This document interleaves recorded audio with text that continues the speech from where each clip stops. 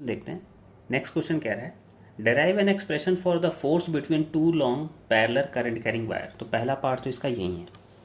तो अभी पहले पहला पार्ट को सॉल्व कर लेते हैं, फिर पूरा क्वेश्चन पढ़ेंगे। तो पहला पार्ट बोल रहा है कि मुझे एक्सप्रेशन डेराइव करना है force between two long parallel current carrying wire. Force between two long parallel current carrying conductor.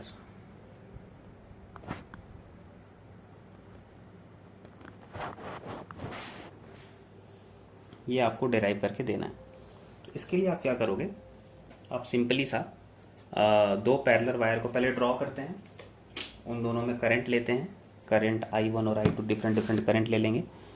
तो मैं यहाँ पर ऐसे डायग्राम बनाता हूँ जिसमें हम एक को लेबल कर लेंगे वायर 1, एक को लेबल कर लेंगे वायर 2। तो ये हो गया मेरा वायर 1,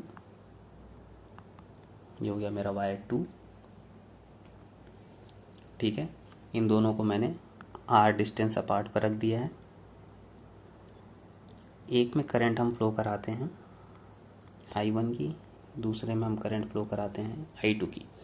अब I1 वाला जो है, अब वायर 1 से अगर वायर 2 के तरफ करंट को देखेंगे तो हम राइट हैंड पाम रूल को अगर यूज़ करेंगे तो हमें क्या मिलेगा कि वायर 2 पर जो फोर्स लग रहा है, मैग्नेटिक फील्ड लग रहा है पहले वाले के कारण, वो अंदर की तरफ लगेगा।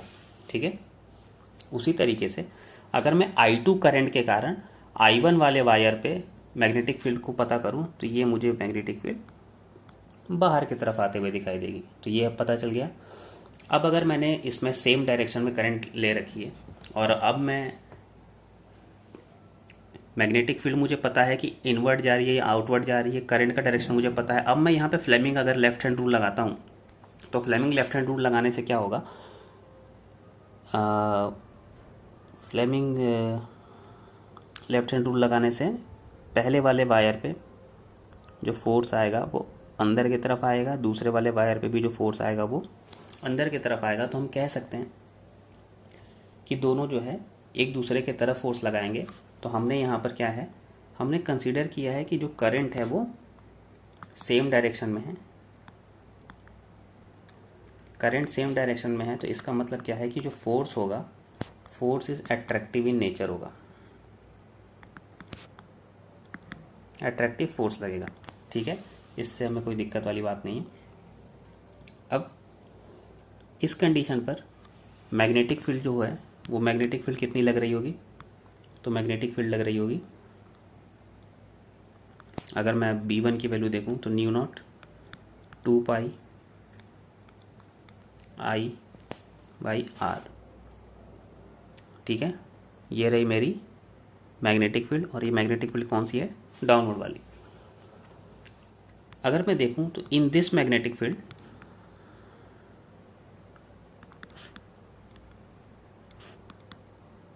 The magnetic Lorentz force on wire 2, wire 2 पे मैं फोर्स निकाल रहा हूँ। वायर 1 में जो करंट जा रही है उसके कारण वायर 2 में हम फोर्स निकालते हैं। तो force on a current carrying wire क्या होता है, तो फोर्स का जो फॉर्मूला होता है, जो F2 है, फोर्स का फॉर्मूला होता है BIL का। ठीक है, तो सेकंड वाले वायर पे मैग्नेटिक फील्ड कौन सी लग रही है, 1 की। सेकंड वाले वायर में करंट कौन सा है, 2 का। तो इस तरीके से हम इसको पहले समझने की कोशिश करेंगे। अब अगर हमने ये चीज़ डिनोट कर ली, अब हम इसको आराम से सॉल्व कर सकते हैं। तो अगर मैं F2 की वैल्यू निकालूं तो ये F2 की वैल्यू क्या आएगी, B1। तो B1 की वैल्यू मैंने निकाली थी new not I/2 pi R1, ये B1 की वैल्यू है। करंट कितनी है इसमें, 2 है, और लेंथ मेरा L है। अगर मैं इसको सॉल्व करूं तो ये आ जाएगा new not I1/I2 L/2 pi R। तो ये है मेरे पास force on a current carrying wire. ठीक है,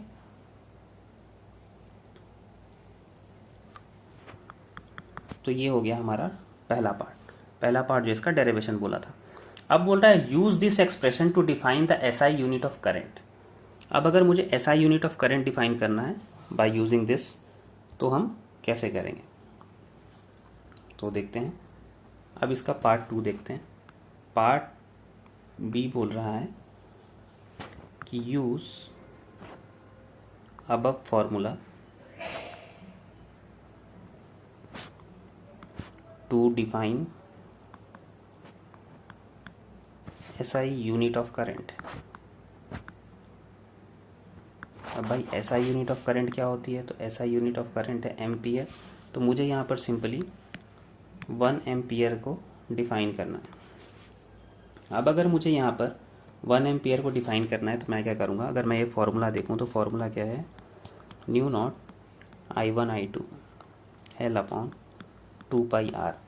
अगर मैं I1 की वैल्यू को, अगर मैं यहाँ पे कंसीडर करूँ कि if I1 is equal to I2, जिसकी वैल्यू को मैं 1 एम्पियर ले लूँ, R की वैल्यू को 1 मीटर ले लूँ, L की वैल्यू को मैं 1 मीटर अपार्ट समझूँ, तो अब मैं अगर फोर्स की वैल्यू निकालूँ तो फोर्स कितना आ जाएगा, फोर्स आएगा न्यू नॉट अपॉन 2π। I1 की वैल्यू 1 है, I2 की वैल्यू 1 है, लेंथ की वैल्यू 1 है और रेडियस की वैल्यू 1 है। तो अगर मैं इसको सॉल्व कर रहा हूँ तो मेरा जो फोर्स है, फोर्स मेरा कितना आ रहा है, फोर्स मेरा आ रहा है न्यू नॉट अपॉन 2π के इक्विवेलेंट। और न्यू नॉट अपॉन 2π की वैल्यू कितनी होती है, तो 2 × 10⁻⁻7 होती है। तो अगर मुझे 1 एम्पियर को डिफाइन करना है तो मैं सिंपली कह सकता हूँ कि if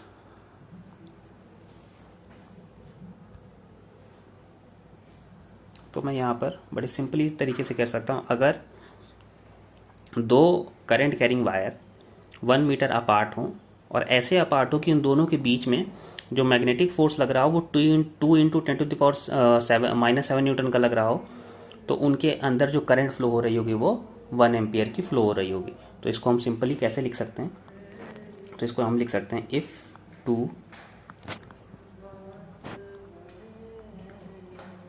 long straight and parallel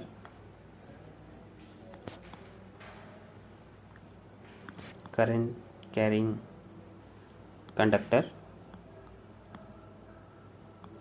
are kept in free space by 1 meter apart from each other such that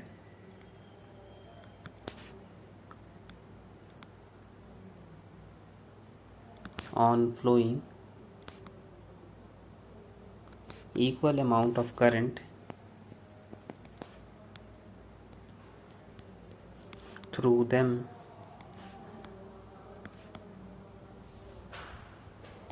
the magnetic force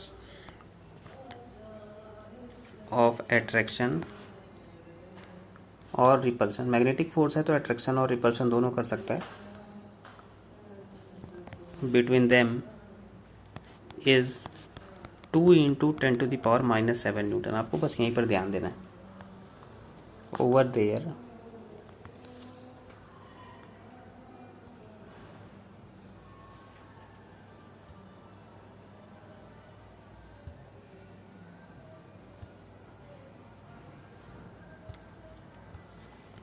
ये क्या था, इक्वल अमाउंट ऑफ, फिर से लिख लेते हैं, current through them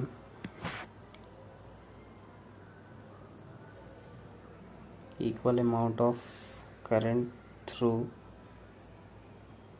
them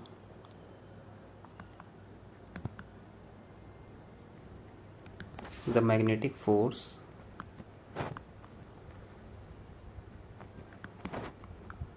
of attraction and repulsion between them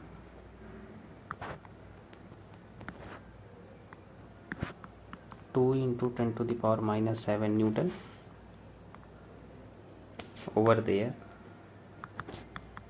1 meter length, then the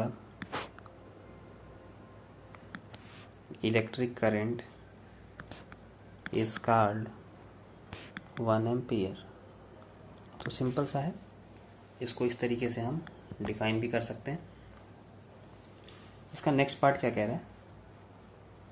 next part कह रहा है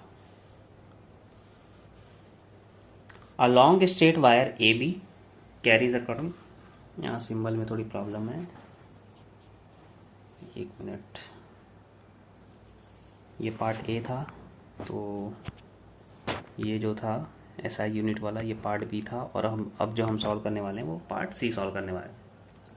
a long straight wire A B carries a current I. A proton P travel with a speed v parallel to the wire at a distance d from it in a direction opposite to the current as shown in the figure।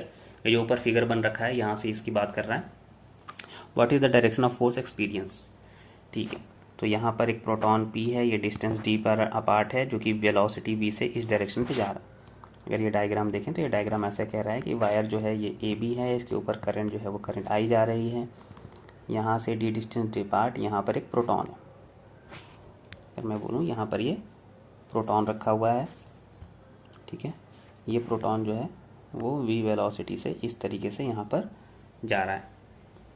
What is the force experience by the proton and what is the direction of force. ठीक है, इसको बताना है। इसको बताने के लिए हम यहाँ पर इसको सॉल्व करते हैं पार्ट सी। अगर मैं इसका पार्ट सी देखूँ तो पार्ट सी में क्या दिखाई देगा कि इसका पहले तो डायग्राम बनाते हैं। डायग्राम ऐसा दे रखा है कि वायर ए बी है, यहाँ पे प्रोटॉन पी है, प्रोटॉन पी जो है वेलोसिटी v से इधर आ रहा है, करंट जो है इसमें ऐसे अपवर्ड डायरेक्शन में करंट है, जो कि ये d डिस्टेंस अपार्ट पर रखा हुआ है।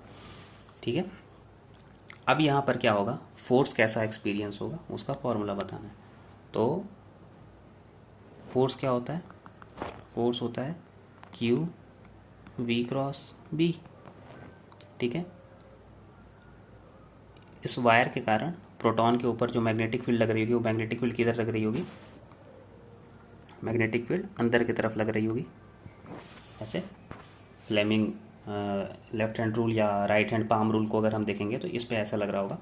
तो मैग्नेटिक फील्ड कहाँ है, डायरेक्टेड इनटू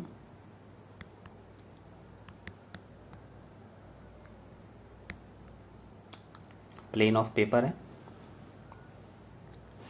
मैग्नेटिक फील्ड की वैल्यू क्या होगी यहाँ पर, मैग्नेटिक फील्ड की वैल्यू होगी mu naught I upon 2 pi d. तो ये मैग्नेटिक फील्ड यहाँ पर लग रही है। ठीक है,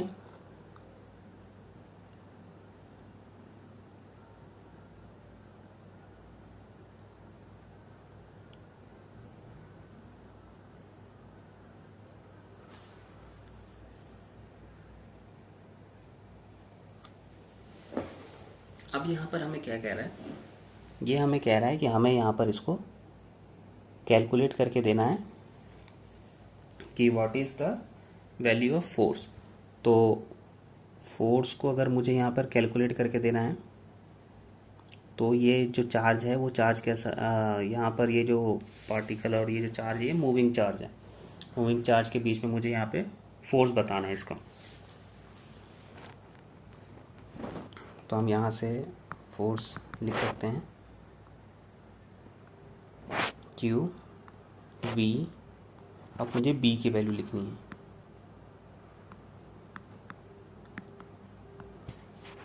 अगर मैं इसको ओपन करूं तो ये ऐसे ओपन हो जाएगा ना, QVB साइन 90 क्यों, प्लेन के परपेंडिकुलर के नीचे है, तो B वेक्टर और V वेक्टर के बीच में जो एंगल बन रहा है वो 90 डिग्री का है। तो साइन 90 की वैल्यू तो 1 हो जाएगी। तो Q की वैल्यू Q है, V की वैल्यू V है और B की वैल्यू इतनी आएगी। तो ये जो फाइनल फार्मूला बनेगा ये बनेगा force on proton due to velocity B।